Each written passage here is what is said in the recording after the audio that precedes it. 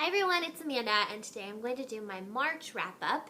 So in March, I read 9 books, which I was pretty proud of because that's the most amount of books I've read in a month. So yay for me, I was excited. So I'm just going to get started. The first book I read is called Going for Broke by Melanie Dobson. This is a story of a woman. It's a Christian fiction book about a woman who becomes addicted to gambling. And it shows how an addiction can start out pretty small and innocent and basically erupt into something that can completely take over your life and destroy your life. I thought it was really good. The only thing was, and I agree with a lot of the things in this book, but I still felt like at some points it was a little too preachy for me, and I didn't care for that. Overall, I gave this a 4 out of 5 stars, and I thought it was really good. Next, I read Unravel Me by Tahara Mafi, and I'm still not in love with this series like a lot of people are. It's just, I think it's that I don't really like any of the characters. I'm not Team Warner or Team Adam. I think they're both jerks. I personally have always liked the nice guy, so I think that's part of it. And Juliet drives me crazy, but I thought it was okay. I didn't think it was horrible. I enjoyed it. I didn't love it. So I ended up giving this 3 out of 5 stars. After that, I read And Then There Were None by Agatha Christie. This was my first experience reading Agatha Christie, and I loved it. I loved the setting of this book. It takes place on this creepy island, this mansion on the island, and 10 individuals that don't know each other all come together on this island, and they don't know each other, but they all have something in common, and then they all start to die. And it kind of reminded me a little bit of one of my favorite movies, Identity, which has a similar premise in the beginning where all these strangers end up together at a hotel and they all have something in common. And then the end, then that's it. Then they all start to die, but then it's completely different from this. But I wonder if they got that idea from this book. By the way, if you've never seen that movie, it's amazing. It has John Cusack, Amanda Peet, Ray Liotta. It's a great, great movie, and the twist is like, it blew my mind. I thought it was awesome. Anyway, this book was really good. I did not guess who the murderer was. I thought it was great, and I gave it 4 out of 5 stars. Next, I read another author I'd never read, Blood Games by Richard Lehman. Books by Richard Lehman are not for the faint of heart. They are not for the squeamish. It was a wild ride. I actually got this book at the Dollar Tree because I thought the premise, the synopsis sounded really good, and it was a great story.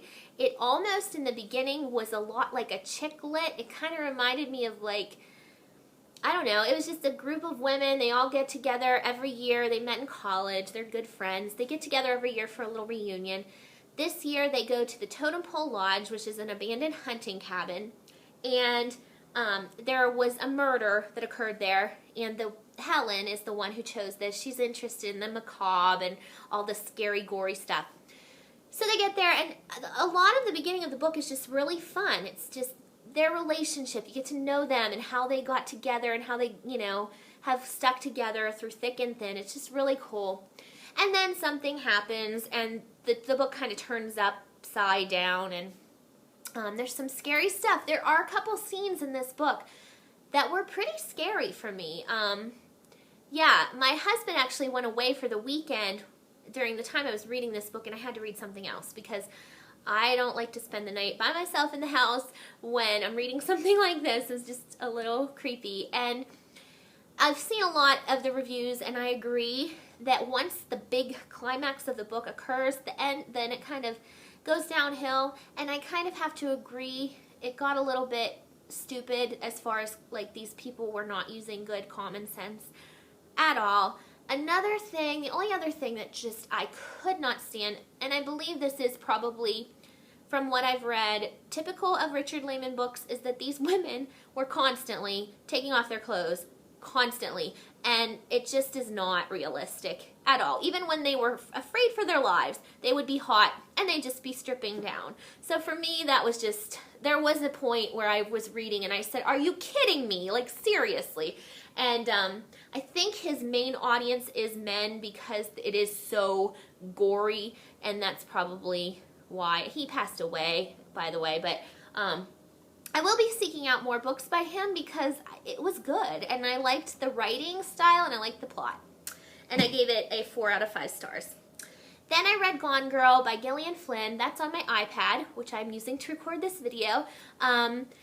I loved that book. That is my favorite book of the year. It bumped Divergent into second place. What a ride that was. It is amazing.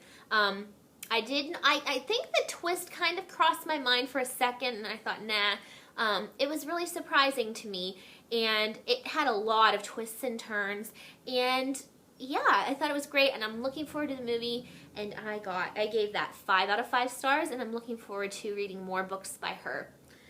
Then I read Joyland by Stephen King, and this book I loved as well.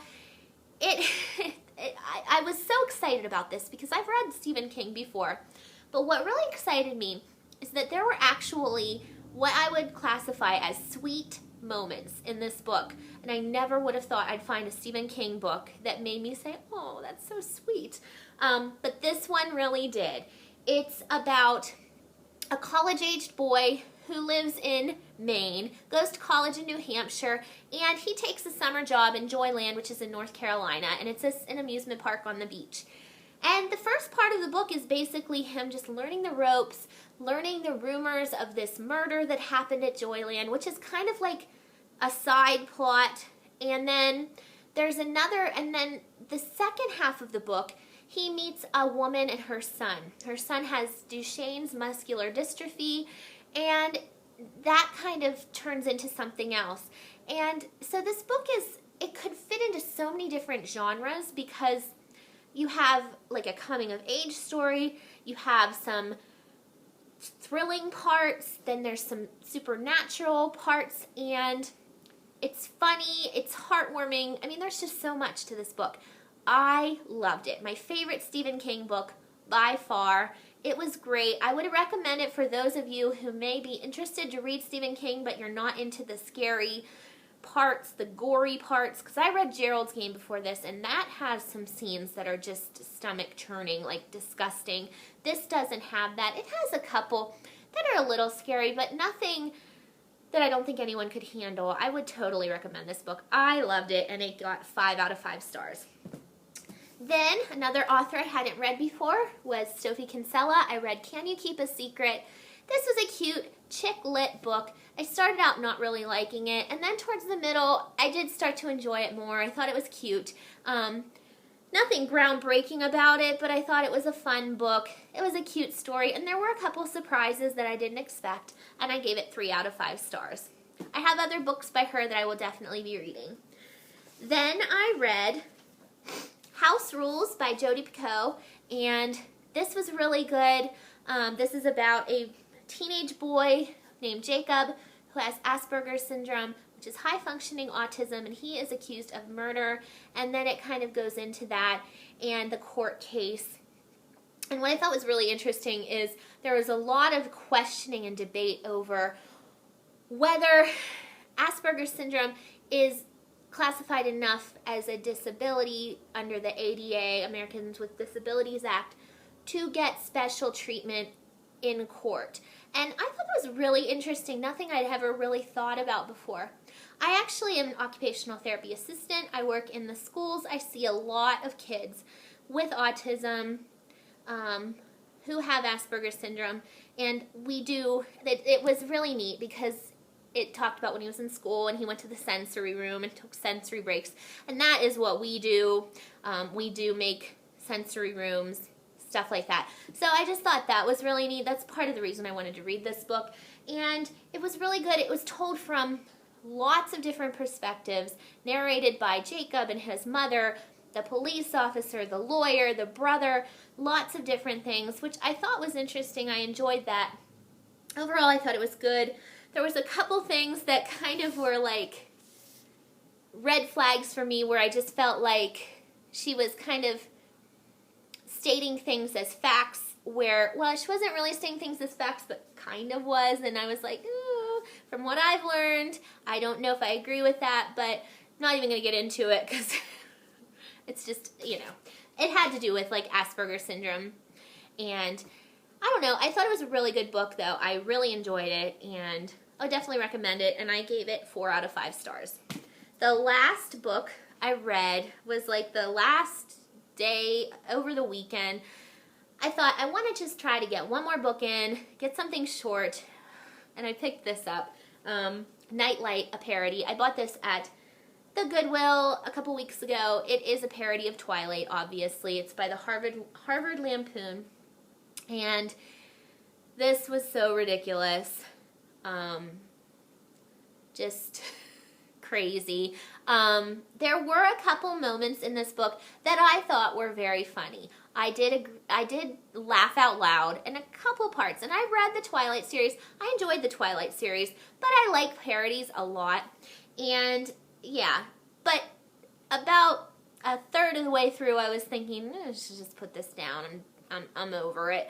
But I did go through the whole thing. It wasn't that long, and this I gave 2 out of 5 stars too. It wasn't the best, but wasn't the worst either, I guess.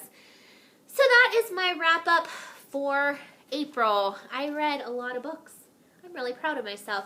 So yeah, I'm going to hopefully make more videos in May.